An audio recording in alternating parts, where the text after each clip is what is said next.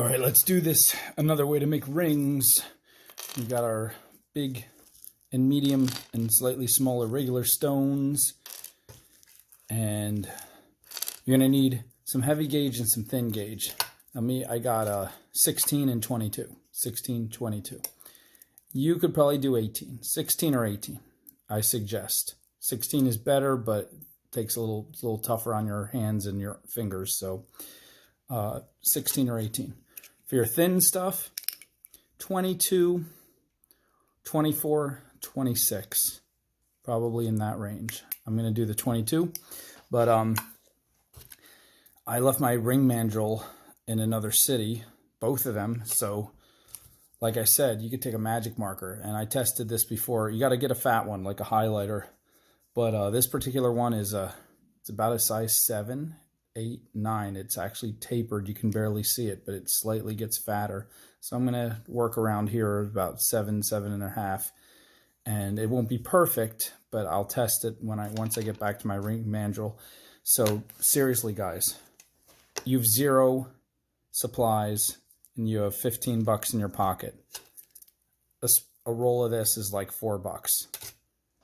A smaller spool of this is like another $4. That's like $8 right there.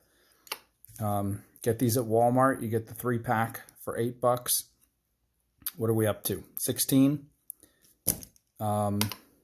Get some stones, real simple stones at a little craft store. Another $4. All right, like 20 bucks. And then just get a marker, like $1. And there you go. You can start making rings.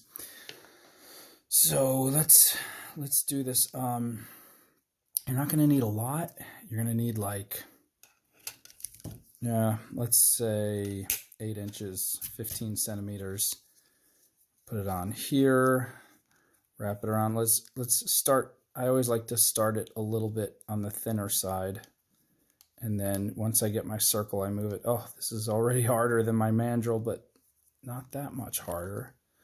Not hard enough that it will beat me. And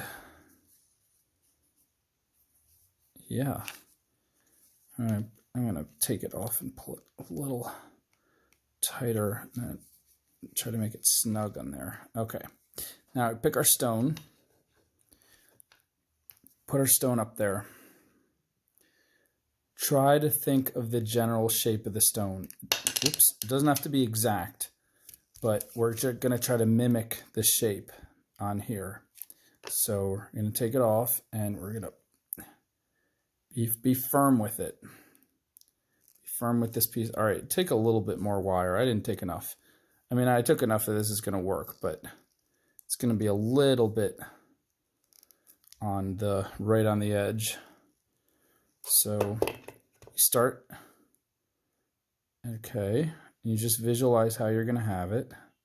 Good, I got most of it on this side, so I only need a little bit on this side. So this part will just be a spiral at the end. And this is kind of how I did rings before in that chunky, funky ring video.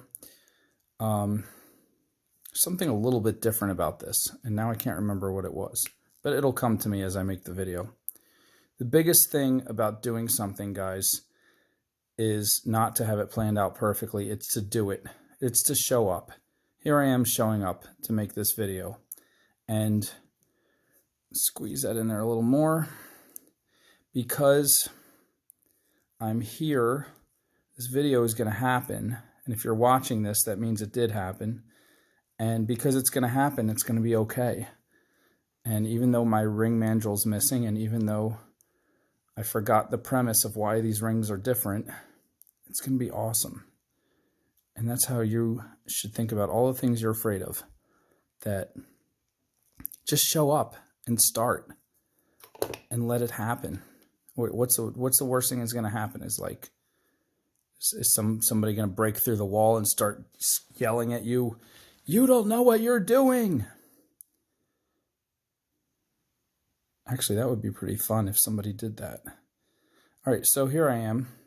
It's on here, but I don't want any wire to show. I kind of want this to take the shape of the stone, but I don't want any wire sticking out. So I'm going to squeeze this guy in more. And I'm going to bend him a little bit more. Now this 16 gauge will really give you hand cramps if you're not careful. So I'm using very careful body mechanics as I move. In no way am I ever straining or being awkward, or if I feel a weird uncomfortableness, I immediately switch, turn it around. I make sure I'm working from the most place of strength and stability, and just, you know, go really slow with this if you're not sure. And I'm also trying not, you're going to mangle the wire as you start in the beginning. I'm not mangling it because I've done this like hundreds of times. I still might slip and scratch it. We'll see. But that doesn't worry me. Let's put this back on and see. Yeah, what did I do? Why is it not taking the shape of the stone? I think we need to make it tighter.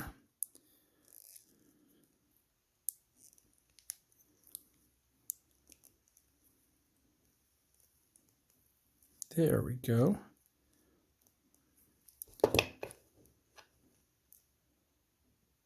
Ah, we're getting there now. This needs to be tighter. This needs to be tighter. And I'm just ending up with an S-curve, like an advanced figure 8, which is fun. It's a fun ring by itself. You could just sell that the way it is.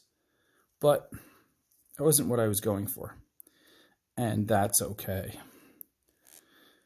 By the way, this is kind of like a late night wire wrap because I think everyone's asleep. Actually, I know everyone's asleep, and I am not able to sleep. So I'm making these. All right, so now we want to turn it this way and make sure it's flat. Not just flat, but it's cradling the shape of the underside of the stone. So we put the stone on it, and we hold it like that, and look, is it... If the underside of the stone is curved, then we would curve each of these up. If the underside of the stone is flat, we want to make these as flat as possible. In this case, it's flat, so that should be good. Now, this particular stone happens to have a hole drilled through it. Holes are always better. But if you don't have a hole, you just use patience, and you take your thin wire now, and we're just going to wrap it, and wrap it, and wrap it, and wrap it. You just wrap it, wrap it, wrap it, wrap it, wrap it. Pull all your wrappings super tight. Tuck in your sharp edges, your sharp ends underneath. Pull it all tight, and then come through and, you know, crimp, crimp, crimp. Make those wraps really tight, and then you're done. So here goes my 22 gauge. Gonna take about 8 inches, which probably won't be enough because I never take enough. I don't know why I always take just barely enough, but look. This is the tiniest little hole going through there. The 20 gauge wouldn't even fit. I couldn't use this for the stretch bracelet because the hole was too small. But it's going to be perfect for this particular situation. So we're bringing the stone to the middle of our thin wire. We're balancing it on here. It's going to try to slip all over the place. You just got to hold it firm and be careful. Now we're going to crimp. Whoops, it's going to slide. It's a slippery stone. That's okay. Put it on there. Excuse me. We're just going to hold it from every possible position. And we're going to start wrapping it. We're going to wrap it over the top. We're going to wrap it underneath. There's no right or wrong way. You use your best judgment and just start wrapping it where you think it needs to be wrapped, where it needs strength to hold it. If you just started, then anywhere is fine. But you're going to come across, and you're going to come across again, and you're going to come across again, like this. And don't wrap it the same place twice, because that's just redundant. Like, always come across a different spot, and try to isolate the spots where it seems like it needs more strength. And then you can always take the wire and just wrap it clockwise around the ring base itself that you just formed. Give it extra strength. And See that, what's going on in there? Now this, you should wrap it around, either around the entire ring or through a couple times to really anchor it to the ring base. So it's being anchored to the ring base and anchored to the stone. So I'm coming around right there like that a couple times. And then once you have like about a ½ inch or an inch left, just stop. Don't try to keep going to the very end. That's when you want to tuck it into itself, make a little loop, tuck the wire into itself. See if we can get this camera to focus. See this loop up here? I'm tucking it carefully into itself. Okay, see that? And now I'm rolling it, starting to make a spiral. I don't have enough left to make a whole spiral, but I have enough of a little loop there to now shove it. And I'm going to tuck it in underneath here, wherever I can tuck it, where it's going to get wedged in between two different wires, or wedged between the base and the stone, somewhere where it's not going to come out ever again. And that might take a little bit of messing around with it. Now we do this one. Same thing. Just gonna turn it into a loop, pinch it, roll it. It's like a patty cake. It's like a nursery rhyme. You pinch it and roll it and tuck it in the ring. Sell it at the market so we can buy things. I just made that up. I better patent that before one of you guys puts it in a storybook and gets rich. That's okay. You can have it. Well, this particular swirl kind of fits on the outside, and that's fine. We'll fit it right there. See that? Okay. Now, this ring is feeling pretty tight. It's feeling pretty good, but it still has a propensity to slide out. So I'm going to pull these, make sure they're all in key places, and then now I'm going to crimp them. You can crimp them on top, which makes pretty designs, or you can crimp them underneath, which just strengthens it without anyone seeing. It's your choice. Sometimes if you want to keep the lines all straight, you can just crimp them around the edges and keep them straight up here if you like that look. I kind of like how this looks like that. What do you guys think? You like that? Maybe I'll just do that. I'll crimp it here. See, I crimped it on the side, but it doesn't show from the top. Do the same with this one. See that? I crimped it right there. I'll do it again. Now this is a part where it's just wrapping around the ring, but that's anytime you see a loose wire anywhere, always crimp it. Like, especially if it's in the back or underneath where no one will see. Do that one right there. Right now, this part is sticking out. Also, I have two different color wires in case you didn't notice. My thicker wire is antique brass or vintage brass, vintage bronze. It's more of that yellow brown color. And then my thin wire is antique copper, which is more of a red color. But those two go together so nicely. And depending on how well this camera is showing you color and how much you're actually looking for that, you might not have even noticed. Now I'm just trying to slide the stone. I'm trying to move it a little bit more to one side. So you usually want to do this before you do your crimping because then it's really tight. But any way you can modify it, you can just mess with it. You'll find me saying in a lot of videos, I set up all my curves and lines and wraps, and then I go back and I mess with it. Just mess with it. I move some of the wires more to where I want them to be. And I think I'm happy with that one. That looks good. Come on, camera, focus. You can't see, the lighting is kind of weird here because it's a black stone, but let's move on to the next one.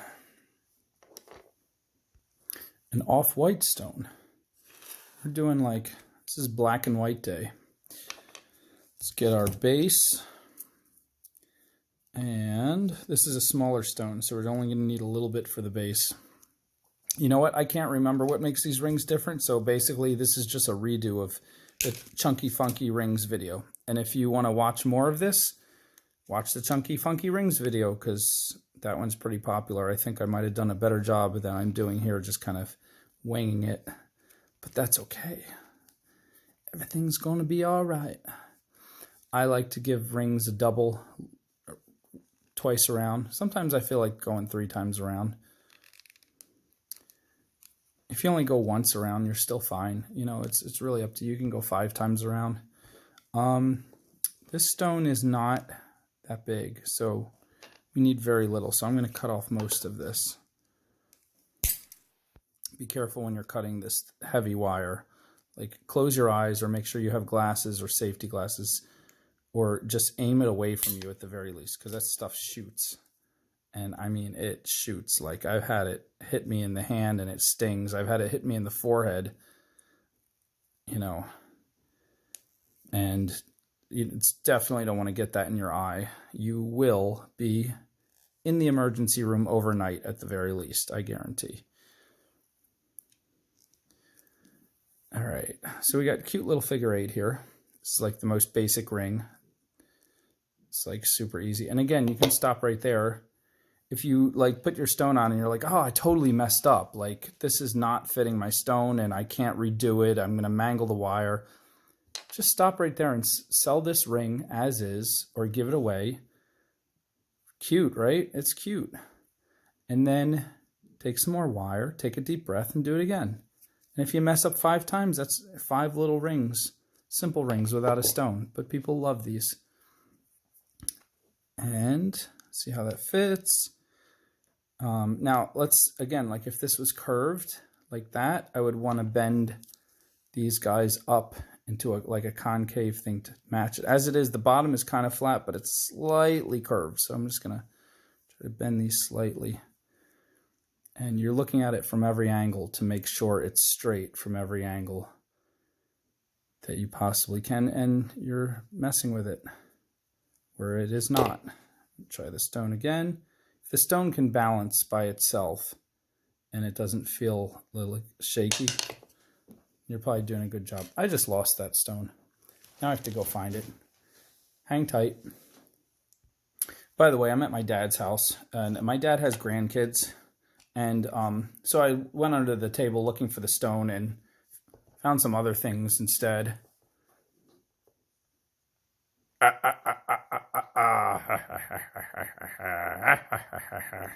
Yum, yum, yum, yum. Anyway, let's continue. Now, that stone is so small, the wire is still peeking out a little bit.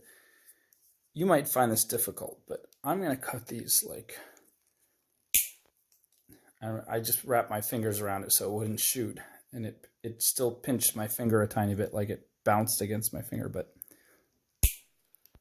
Okay, so you see that? I'm going to make these guys even tighter. Now, your round nose pliers might get in there a little bit more easily, but I think I got this down.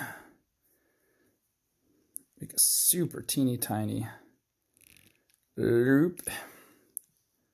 Right, pinch it. Make sure that sharp end is really pressed up against the side there. Turn it sideways. Make sure these guys are still lined up correctly. I'm going to bend them up a little bit because that bottom of the stone is a little bit rounded. Okay. Now let's see how it sits this time. Oh, very nice. It's like a little dinosaur egg. Okay. Let's take a little more this time. Let's take like a whole foot because we want to really wrap this thing good and have some extra. So, again, this has a hole. It helps if it does. If it does not, you can still do this. If it doesn't have the hole, I would just start wrapping it around the ring base, then put the stone down, then wrap it over the top of the stone like 5 or 6 times, and then wrap it around, do your little swirls, shove them in somewhere. But as it is here, we have it again in the middle of the wire. I'm gonna bend this like that. A lot of this is just like in the moment. Where does the wire look like it fits? Like, you know? But the hardest part, this is the hardest part, is holding the stone still against your ring base while doing this, because it wants to slip all over the place until it gets secure. And you just gotta, the key is to hold it from multiple positions with all kinds of fingers all over the place, and to just relax and hold it firm and not let it slip, and start putting the seatbelts around it. And so this one, I'm coming through like this, and you're gonna mess up in the beginning. You're gonna find some of your little wraps slip off the stone because they weren't coming from a good angle, and that's totally fine. There's no other way to learn than to mess up. Messing up is like steps. Messing up isn't falling backwards. Messing up is moving forwards. Because in the words of a famous inventor, every time you make a mistake, you learn another way not to do it. And that sounds like positive reinforcement, but still a little bit corny, like, oh yeah, right, sure. But it's real. It's really, really real. Because there's only a limited number of ways you can mess up. Wait, shouldn't there be an unlimited number of ways? Well, technically, there are an unlimited number of ways, because you could throw the whole ring at the wall, but you're not going to do that. So as long as you're focused and controlled, you're limiting the number of ways you could possibly mess up. And since you're doing that, what you want to do is mess up. You want to mess up in the ways you can mess up, because every time you do that, it'll reinforce to you how to hold it differently next time, so it will not happen again. And then you'll be aware going in, before you even pick up the stone or the wire, you'll be aware of all the possible ways you could mess up, and your hands will just start moving to plan for them. Not to be turned discouraged, like, oh, I'm going to mess up, but like that's how you get better. I mean, it's even a muscle. Muscles don't get stronger until you tear them down. Like when you're exercising, you're literally tearing your muscle fiber. You're literally hurting your muscle by overworking it. Not to the point of injury, but to the point where it hurts a little bit. And then your body says, oh no, we're taking on way more weight than we're used to. We got to prepare for this. We need to rebuild stronger. So I only came around 4 times with this guy. 1, 2, 3, 4. Come on, camera. Focus right here. 1, 2, 3, 4. He's already feeling really strong. Well, it helped that he was threaded through the stone. That's a big help. Again, the key to this, guys, is to find stones with holes. I mean, you can find stones with holes. It's not hard. And they don't always cost more. A lot of times they cost, the same or similar. So I wrapped around this. I wrapped around here. Now I'm going to wrap around the entire thing like that. And still have quite a bit of wire here. And that's super secure. I don't want to bunch it up too much underneath there, so I am going to cut it. But I gave myself extra wire. It's so much better to have extra and then cut it than to not have enough. This is a lesson I need to learn. I'm always trying to be so efficient that I take just enough wire. The other reason I often don't take enough wire is extra wire irritates me because it's sticking out all over the place. And especially when I make videos, it bumps the camera if it's sticking out too far, and it gets tangled up in the camera wires and stuff. Whereas if I'm not making a video, I tend to be, use more space. So until I hire a camera person who can just back up and zoom in and follow me, it tends to cause me to take less wire than I need sometimes. And that is just me learning. So this guy, like this guy, cool, right? So this one I'm going to crimp it on the top so you can see. You get that like, kind of like zigzag look, like a lightning bolt. And you can make your crimps really tight so they do look like lightning bolts, or you can make them loose so they just look kind of like wavy ocean waves. It's all depends on what you want. And you can do like, I like to do 2 crimps per wire, 1 or 2. You can do 14 or 7 or, you know, whatever you can fit in there. I kind of liked that before I put the crimps. I just wanted to show you guys what the crimps look like. But I definitely want to move this wire more across. And I want to move this one down more. And I want to move this one up more. Now it's balanced more. I like that better. So, cool. There's our 2. And wow, we're up to 26 minutes almost. Well, thanks for sticking with me, guys. You have a wonderful night. And keep on making your mistakes as you work your way forward. The only thing you can do wrong is not do something. Just hesitate and be afraid. That's the only really thing you don't want to do. You want to just do, make, mistake, and you learn and grow. Have a good night. Have a good night. Have a good night. Have a good night.